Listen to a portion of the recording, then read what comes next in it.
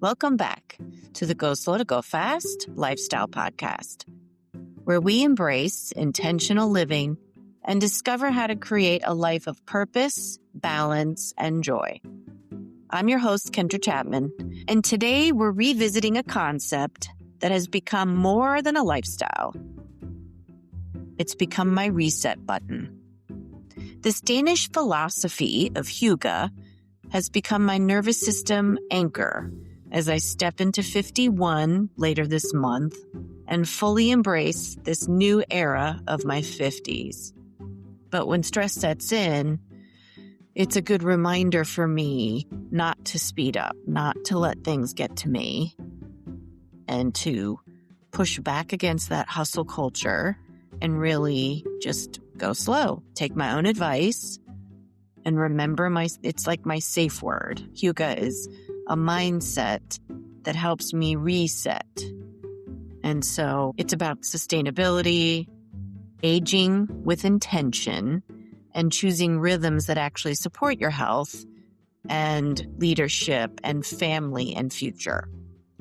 And so today we're talking about what it means to grow older on purpose, how Hygge becomes a wellness practice, not a Pinterest board, and why slowing down may be the most strategic move you can make in this season of life. And if you're feeling pulled to build a life that sustains you, if you are leaving your 30s and going into your 40s and worrying about what that might look like, or you're heading into your 50s or your 60s, you're entering into a new decade, or you're wondering what this year is going to bring because last year was not what you expected, then hopefully this is going to be an episode that helps you do a little reset yourself and reminds you why slowing down can be the most strategic move that you make in this season of life, whatever that is for you.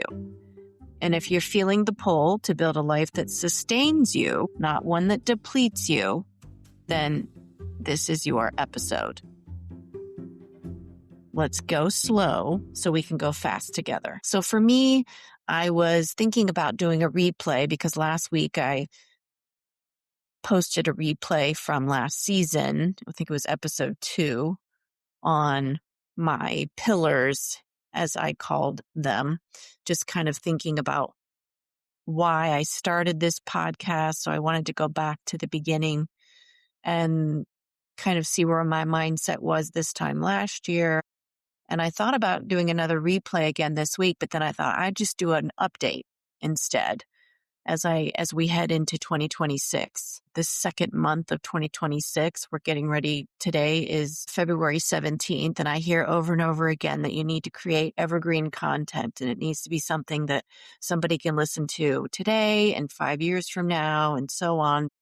I feel like it's also good to kind of do a timestamp and think about what was going on during that time in your life.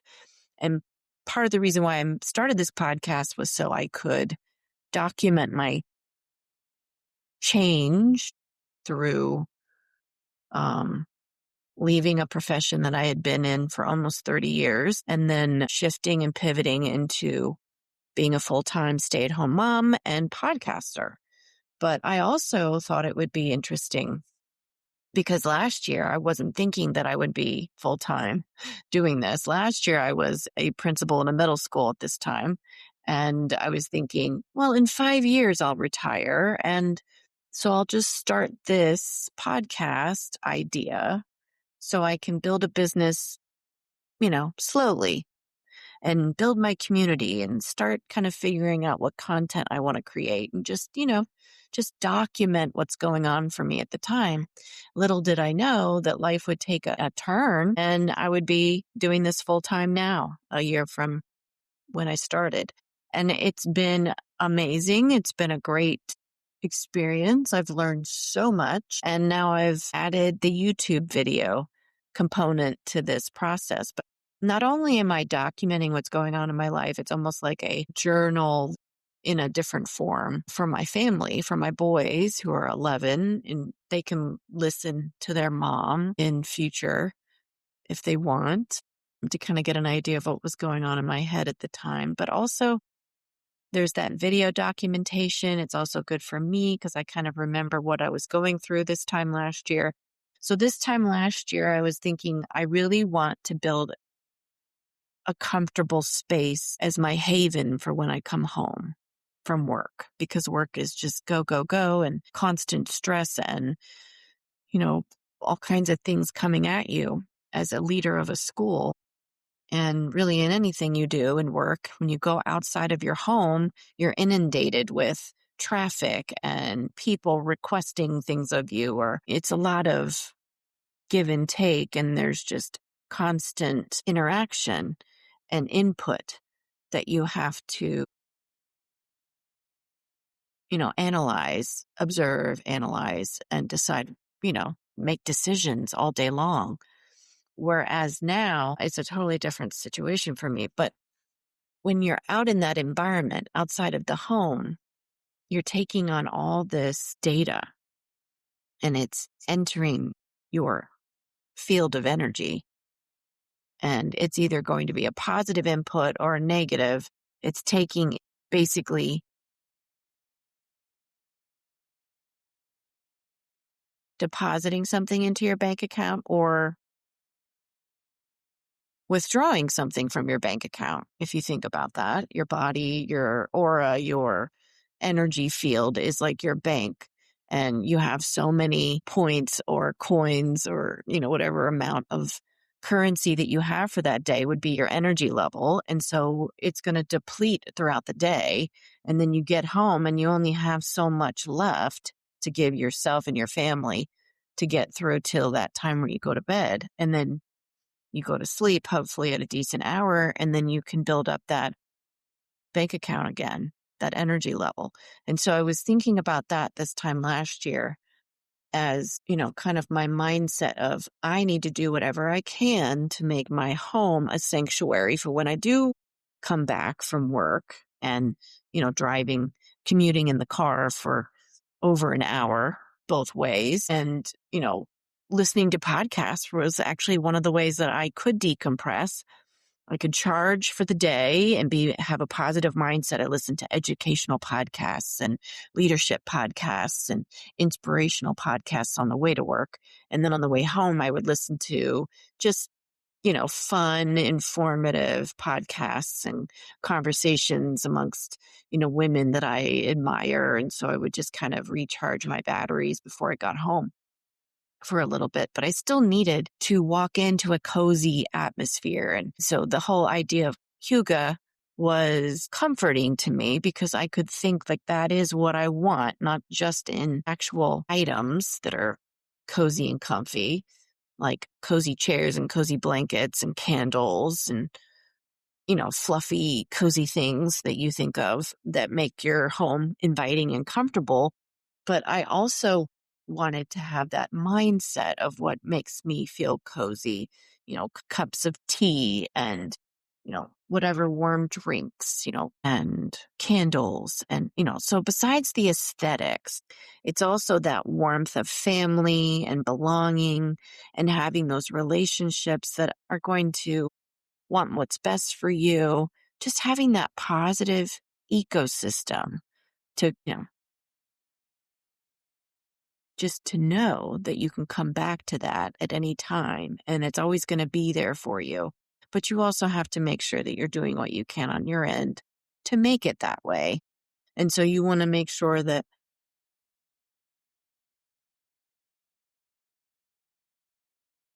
you're cleaning up your side of the street and you're making sure that when you enter your home that you are clean and clear as much as possible of any of that negative energy from the day. And you don't bring it into your space, or if you do, that you have figured out routines and you've adapted to some routines that help you clear out that negativity or just, energy depletion. So what research says about Hygge? So the way you pronounce it is according to my most recent research online is Hygge. Now I've looked on YouTube, I've listened to native speakers and the way they pronounce it. So I've heard Hygge or Hygge. And According to one source, Hygge originates in Denmark. It is often linked to Denmark's consistency of high happiness rankings in the world.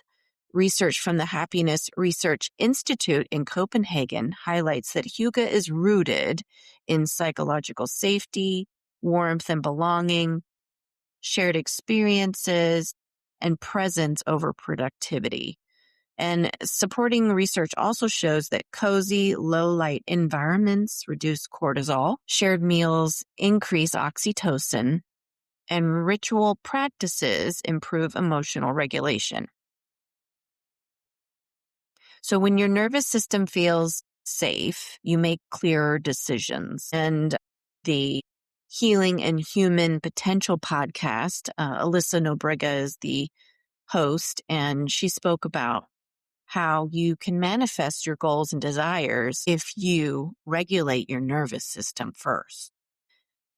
And so if you have an unregulated nervous system, if you are stressed and feeling all those triggers from the day, you're blocking the energy that you need to attract what you want in life. And she was speaking about how the nervous system, when it's regulated, you can unblock that energy flow and you can work on manifesting and attracting what you want in life. And so it helps you clear out what's holding you back. You can create the life you want if you are focusing intently on regulating your nervous system. And I've enjoyed watching her podcasts because she has a lot of helpful strategies that align with my practices as well. So what's bringing me Hygge? Last year, I also shared that I was organizing my pantry and kitchen at the time and transferring a lot of my items that were in my cabinets into glass jars so I could see them easier. And not only was it for aesthetic reasons, but also just to keep me organized and so I could update my grocery list and kind of keep track of my items and not buy too many of one thing and so on. So I'm still at it. I'm still using glass jars. It's definitely a practice that I've enjoyed. It's been pretty minimal in my on my counters. It's been a minimal presence. I've been able to keep track of things that I need to buy, that I have, that I use on a daily basis, like my protein powders and, different supplements that I'm using as in my shakes, as well as my baking powders and flours. So I have quite a few materials that I use throughout my week in glass jars. And I've also continued to use that practice when I have my baking items all organized in my baking section of my pantry. And then I really haven't done that with other areas of like my pantry where I have like where I have my cooking, I guess, packets and things. Cause we usually, if I'm making a gravy or a sauce, like for tacos, I'm usually just, going into my, I'm usually going into my herb where I have all my herbs and spices and just pulling from different jars and bottles that I've bought from the store. So I'm not repackaging, I guess you would say, everything into glass jars, but I am, you know, making sure that what I do have is visible. I can see the labels.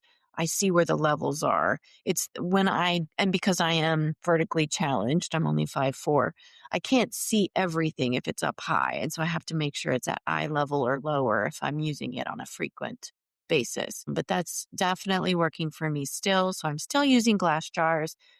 I'm not buying any more of the blue glass jars. I have the 3 that I had last year and I just use them to decorate. And sometimes I'll put seasonal items that I've foraged from outdoors in those jars. But it's been something that it's been a compromise between my husband and I because he is more minimalistic than I am, but he has allowed me to continue to use glass jars, which I think he's found helpful as well. So that's been a good compromise for both parties there, where we can store the materials that we use throughout the week in those glass jars. And I think it looks nice. And Chris allows me to do that. And my partner, is okay with me having some glass jars on the counters. And, for the most part, it's helped us use everything before buying more. But, every now and then we come across an item that we realize we just buy too much of and we forget. And so I've been trying to make sure I do an inventory check in my pantry before I go to the store on a weekly basis and just tell Alexa or Siri, add this to the shopping list. And that's been helpful. But taco seasoning, for some reason, we buy way too many packs.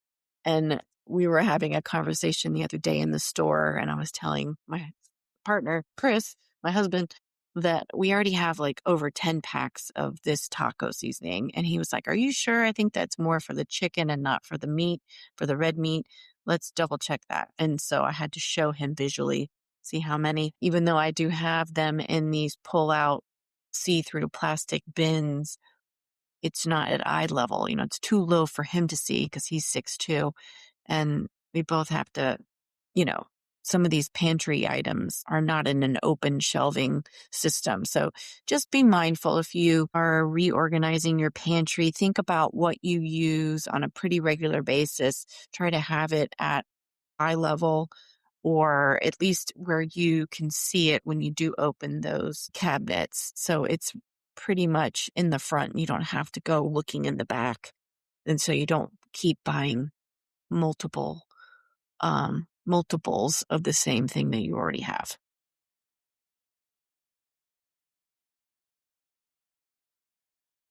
But those small acts of organization, be it maybe once a weekend, let's say you're going to organize a part of your pantry. You don't have to, it might be just overwhelming to try to organize everything in your pantry. I know it would be for me. So I just pick a cabinet.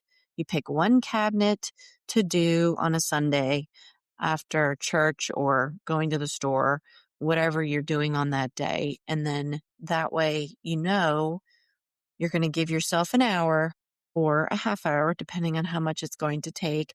And you're just going to organize that section of that cabinet. And then if you feel like there's momentum and you're kind of, you're listening to some music that you like and you feel like doing more, you can always do more.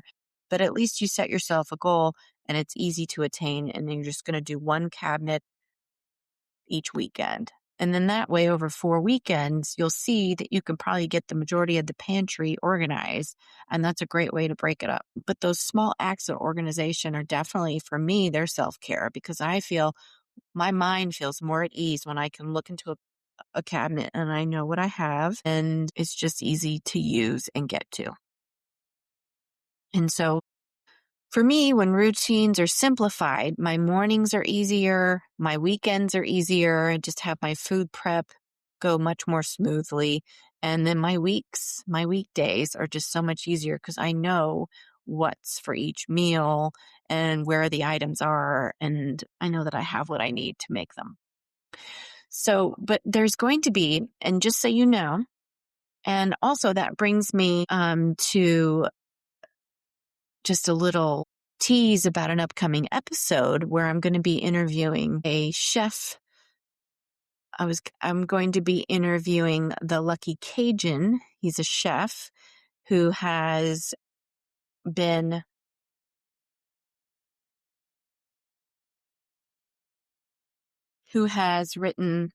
a few cookbooks. His name is Blackwell Smith, and he has several cookbooks, one being the No BS Holiday Cookbook, which he sent me along with some freshly milled and packaged spices that we've been loving here.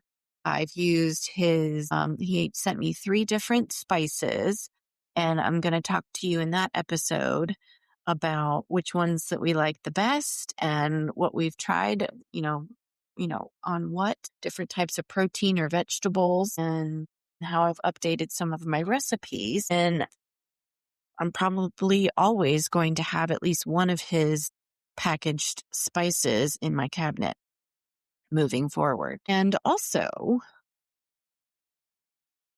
I want to also share that I do have a bread making update. I think I talked about this last year in episode 3 about how I was learning how to use my sourdough a little bit more. I've had a sourdough jar probably for about 2 years now. And it's been an ongoing process that sometimes I feel like really making, feeding the sourdough every night and seeing how it looks in the morning. And sometimes I just stick it in the fridge and I don't use it for weeks on end. But it's something where I've just kind of gotten used to using in my pancakes. I have other recipes that I like to add sourdough to. My biscuit recipe, sometimes I'll add sourdough. I'll also, it's just that it's literally just flour and water. That's all you have to do. So if you feel like you've heard about sourdough and you don't really understand what the craze is all about, it's really very low maintenance. You don't have to do a lot, but you can. It's just up to you and how technical you want to get into it. There are several. I've done some research on YouTube and found many different videos on using sourdough discard, which is after you've fed your sourdough and it's fermented.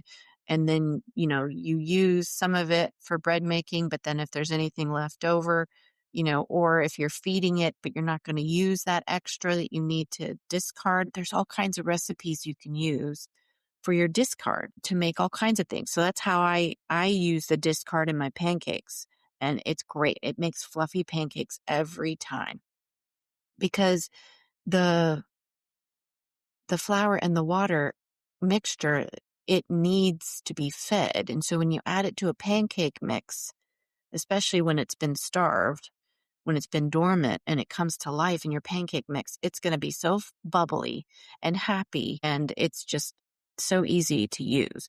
But you can also just stick it in the fridge and not use it for months. And it'll be fine the next time you want to feed it and use it.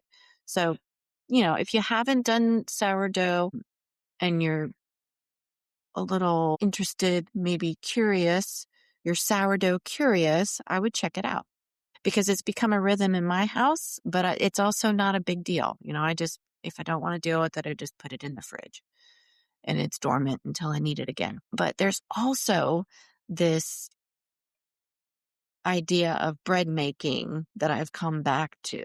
I know many people out there during the pandemic, probably during that 2020 time frame, stuck their toe into the bread making world, and some thrived and others did not. And then they've abandoned that since. But I've come and gone.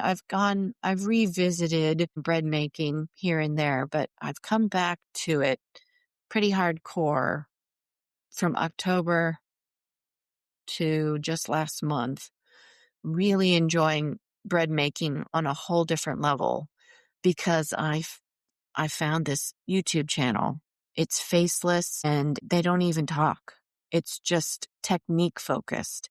You hear the bread making, the way you hear the bread maker, using their hands on the dough, and you see them and all their technique of rolling the dough out and mixing everything and all the different proofs.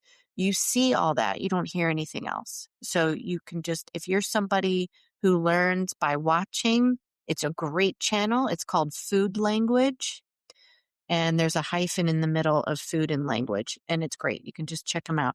You can also search, I don't buy bread anymore, and their videos will come up. I love it. I love watching it because it's very repetitive. Every recipe for their bread making, at least, their rolls and baguettes and bread is pretty much the same. They might alter depending on the type of bread. They might alter the amount of water or the amount of flour that they put into it, or they might add honey for some. They might have sugar for other recipes, but it's fairly consistent on timing and proofing, rising, all of that. And it's just great if you want to kind of learn how to practice bread making and just become confident in it. Now I can pretty much make dinner rolls, and it's time intensive, but it's so satisfying to make a very delicious dinner roll if you want to learn how. And I actually, for Christmas, I made a whole dinner, start to finish, for my family. I think we had over 10 people at my parents' house for Christmas. I think it was 12, maybe 12 people. We had my cousin, my nephews, my brother and his children, and my children, and my parents and my sister. They were all, so we had our family dinner, and that was one of my Christmas gifts to everybody, is just making the food for that meal. And I've really just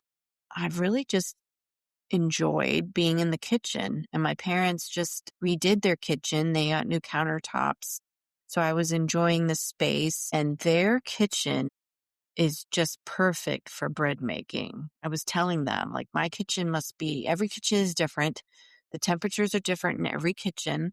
So I've learned how to make bread in my kitchen, which must be much cooler than theirs, because their kitchen must be warmer, because the bread that I was making it proofed so much quicker and so much higher than I've ever experienced in my kitchen. So that was kind of cool to see the difference in the proofing. But I made dinner rolls for the meal. I also made mashed potatoes, and we had lamb, which my mom loves lamb. She hadn't had it in a long time. So it was just a really cool way to give back to the family for Christmas. And I really enjoyed doing that. And it was simple, but very time consuming. And but I wasn't tired. I wasn't stressed. But I didn't really remind, I didn't really warn my family how hot the dinner rolls were, because they literally came out of the oven,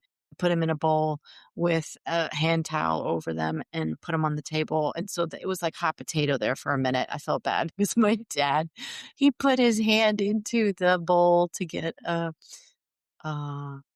to get a bread roll, and yeah, it was like hot potato. He couldn't believe how hot they were. So that was a bit of a laugh. But, making memories. Um, sorry, Dad. I know I felt bad about that. But yes, hot dinner rolls right out of the oven. And if you want to learn more about how to make them, there's an easy recipe on Food Language on YouTube. But it's definitely helped me with my fermenting timing and the oven spring. And the one thing I really want to work on for the sourdough, because the Food Language bread making channel, they really just use yeast, dried yeast, and fast acting dry yeast. But for the sourdough fermentation, what I really want to tackle for 2026 would be really perfecting a cinnamon bun recipe with sourdough, because I've made the recipes that I've found maybe 2 or 3 times, and they're okay, but they're either too hard, they get too crispy in the oven, or or the butter runs out of them. So I really have to get the timing right on them and make sure that they chill long enough in the fridge and get that fermentation timing right. So that is one of my goals for this year, is learning how to make cinnamon buns with the sourdough, and also just continuing to perfect my bread, like the whole bread with maybe some whole grain flour process. But the boys they've really enjoyed having homemade bread. And, we can't really have bread with every meal, but, once a week is nice to have some homemade bread. But above all, bread making definitely is a patient practice. And I know not everybody has the time to do it on the weekends, let alone during the week. But if it's something that you've always wanted to try, there are ways that you can just practice and, just try out that YouTube channel that I shared. I don't have to buy bread anymore, but if you don't have time for it, I get it. It might be another time, another era in your life where you want to revisit.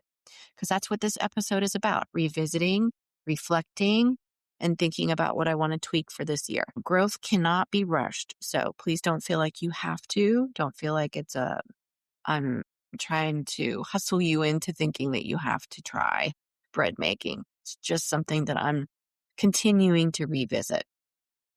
All right. For my next segment, I'm going to talk about wellness in my 50s. I was reminded that food is medicine when I was watching this show, Culinary Class Wars on Netflix, a cooking show, and many of them are Michelin star chefs. They battle each other, basically. Among the white spoon chefs, there is a Buddhist monk, Venerable Sanjay, and she is the leading authority on Korean temple cuisine. She's 70 and she has been teaching how to cook temple cuisine, which means it's all vegetarian in the Buddhist tradition. And she said on the show, food is medicine. And I just love watching that Netflix series. I think it's a good reminder for me, someone who's living with ankylosing spondyloarthritis, which is an autoimmune disorder, that I've required this refinement of having to really think about the food that I eat and how I prepare it. And I've required some refinement in my diet. And after testing my hair follicles and sending those off, I discovered some healthy foods that I thought were healthy were actually causing inflammation.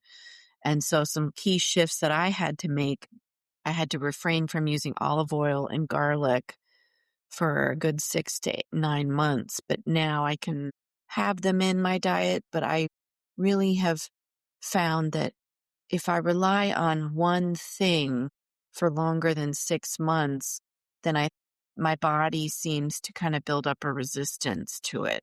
And so if I can just have variety, it seems to work better for me. I know I'm talking from a place of having to be on pretty heavy drugs for my arthritis for about 2 years. And now I'm not on any medication. I'm not taking any prescription medication from my arthritis. I'm in remission. I don't have any high inflammation anymore. And, with daily walks, stretching, and healthy foods where I'm treating food as medicine and paying attention to any inflammation that's coming up for me, then I can track my patterns. And so that's really helped me focus on nourishment instead of overindulgence. But it has to be personalized. What works for me isn't going to work for you out there listening and watching. But I've just really enjoyed watching the Culinary Class Wars. It's kind of inspired me to be thinking about different ways I can use more vegetables in my diet. And we've gotten a new set of knives recently, and it's just fun to be able to julienne carrots. And now I'm watching some of the ways that they are using vegetables and seafood in their diets, in their different dishes. And I'm just getting excited about what else I can learn how to do. So if you are at all interested in different ways of cooking in the kitchen, check out the Culinary Class Wars and Venerable Sanjay and how she's introducing this temple cuisine into cooking. Coming up later this week, I'm going to be talking with Diane Yoder on hair and tissue sample testing and how you can pinpoint any mineral deficiency that you might have going on in your diet as well. And she has some very interesting insights in that conversation. That will be episode 15 of season 2. Now, my next segment, I'm going to be talking about spiritual and nervous system practices. And just like I've spoken about how if you regulate your nervous system, then you're going to be able to have a clearer mindset and a calmer mindset. And then that way, not only, does organizing your physical space, like your closet or your pantry and your kitchen area and your cabinets, that helps you regulate your nervous system. So does movement, regular movement, and in my opinion, meditation. breathing exercises. If you're somebody who isn't really sure that meditation is a good practice for you, breathing is something that we can all practice, and it helps us regulate our nervous system just by breathing in and breathing out in a regimented way for a few inhales and exhales. Doesn't have to be all day long, of course, but it can be something that you do in between meetings. It can be something you do in between video calls, or if you know you have a big presentation coming up, it's something that you can do to prepare before you practice what you're going to say. You can practice your breathing. And then after you do your presentation or after your meeting, you can go for a walk. So thinking about what you're going to do to build in those practices to regulate your nervous system and reset is going to help you so much in the long run if you can build on those practices now, because then when you do get stressed, you can quickly pull in one of those practices to do a reset. Yoga remains one of my go-tos. Sarah Beth Yoga, one of those yoga practitioners who's on YouTube, and she still has a library of free resources on YouTube. You can find her at SARAH Beth Yoga, BETHYOGA. She has a ton of free videos, and then she has a subscription app that you can also be a part of. So I do the free version when I feel like I need to do a quick 10-minute yoga session. I pull up her videos. She has yoga practices that you can do in bed. She has yoga practices that you can do just for stretching. She has Pilates practices. She has yoga Lati practices where she blends the two together. She even has neck practices for when you feel like you've been looking at your phone too much or in front of the computer too much, which I really enjoy. I think there's a 10-minute stretch for when you have that phone neck, going on. She has great resources that are free, and they continue to be free at Sarah Beth Yoga on YouTube. Also, other practices that I continue to use are meditation. And I have a episode with Catherine Ramadi. It was season 1, episode 45. If you want to look at that one, if you haven't listened to that, definitely check out episode 45 in season 1, where I talked to Catherine Ramadi about meditation and how it's accessible to anybody. You don't have to meditate for a very long time. You don't have to do an hour or 30 minutes. You can do 1 minute. You can do 10 minutes. It's really, you can make it work for you. And she gives you different ways to think about meditation. And she also has sleep stories and meditative practices that she offers in her app.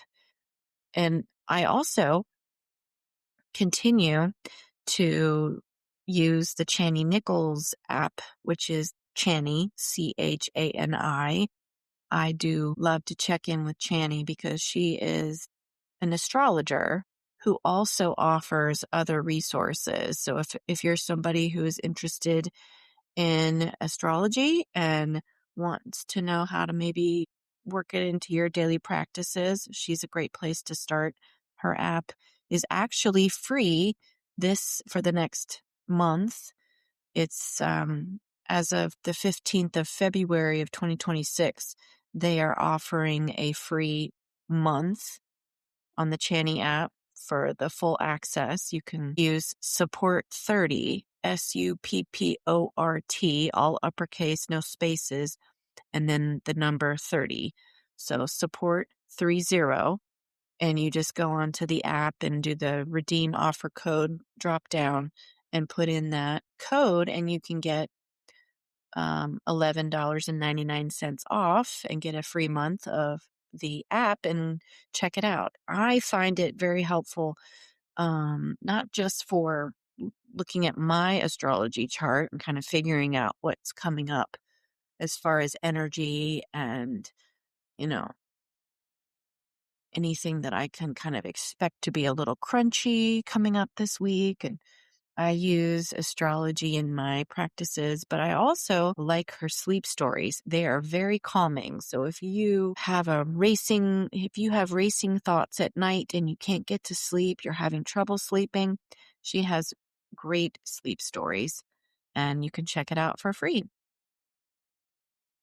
if you're listening right now this week. Other informative topics that I'm going to be including on my podcast in this season coming up will include some esoteric wisdom, which will also be blended with modern science from different interviews that I'm conducting. I'm going to be talking to wellness practitioners who are in astrology and health and sciences, dealing with Eastern medicine and Eastern practices of feng shui and ancient traditions and practices of Kemet, Kabbalah, Tree of Life practices and wisdom. It's going to be interesting what's going to be coming up this season, because I think that order within creates harmony without. And with astrology, it's as above, so below. So what's going on in the skies is also happening below on our planet. And so I feel like all of this just goes together. It's like a mirror. Whatever's going on in our life is being mirrored back to us. Whatever we're looking at is mirroring back to us. And so it's just ancient practices and modern wisdom coming together. And I hope that you'll continue to listen and are as excited as I am about what's coming up next.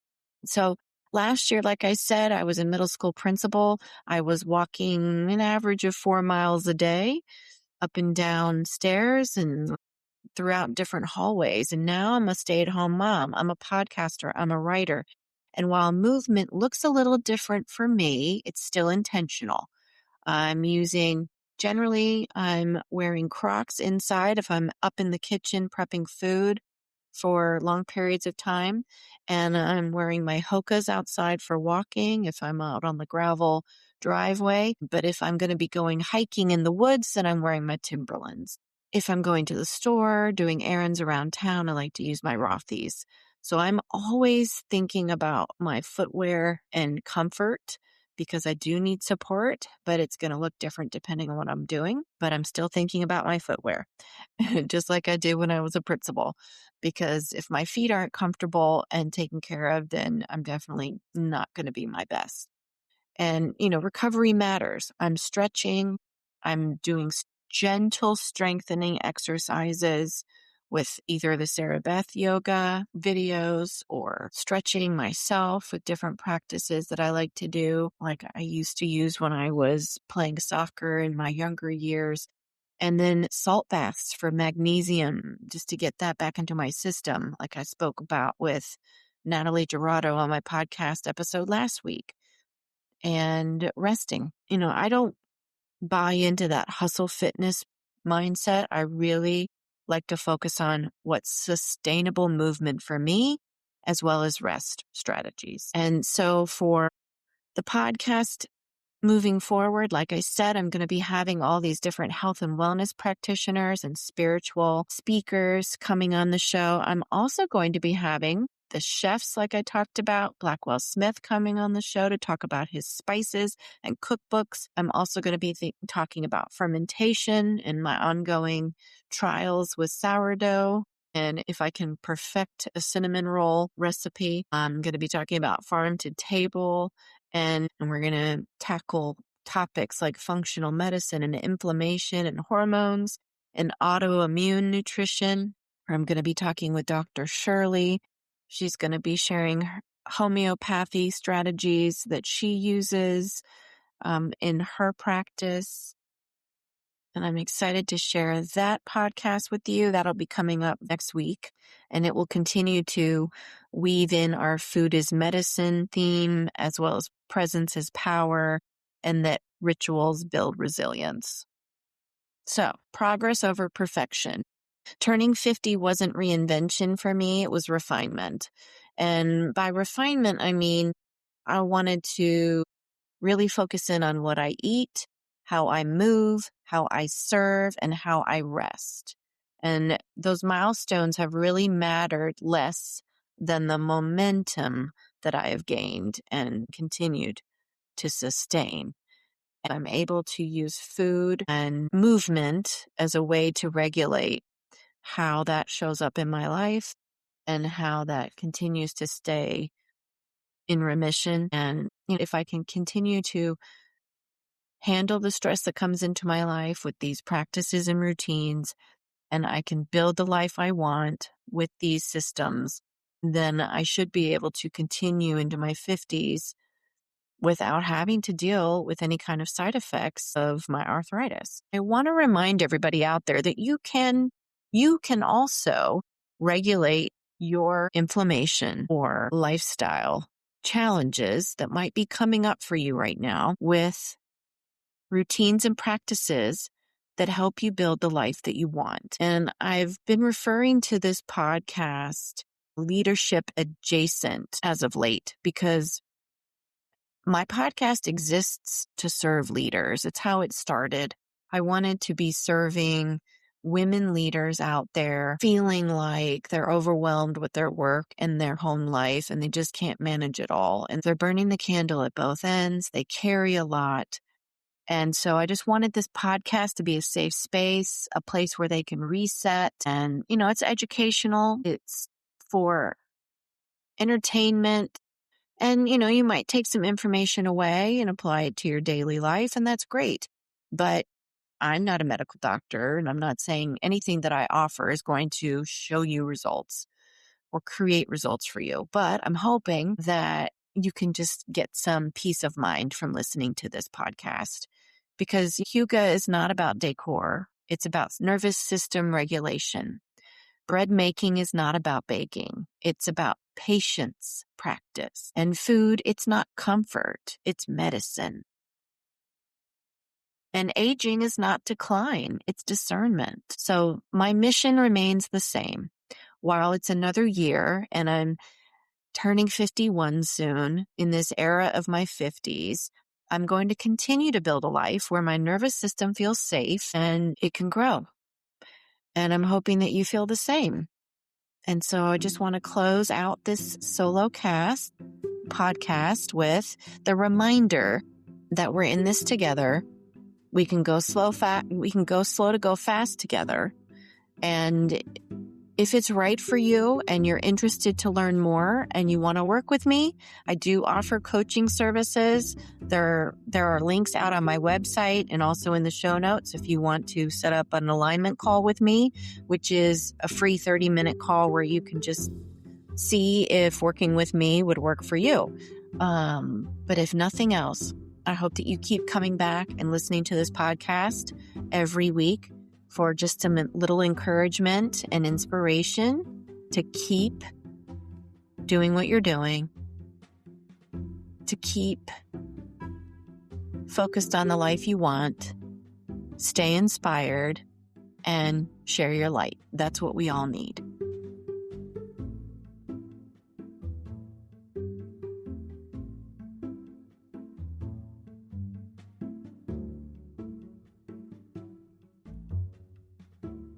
Where you can build the life you want, where your nervous system feels safe enough to grow, and you keep coming back for more of the Go Slow to Go Fast Lifestyle Podcast.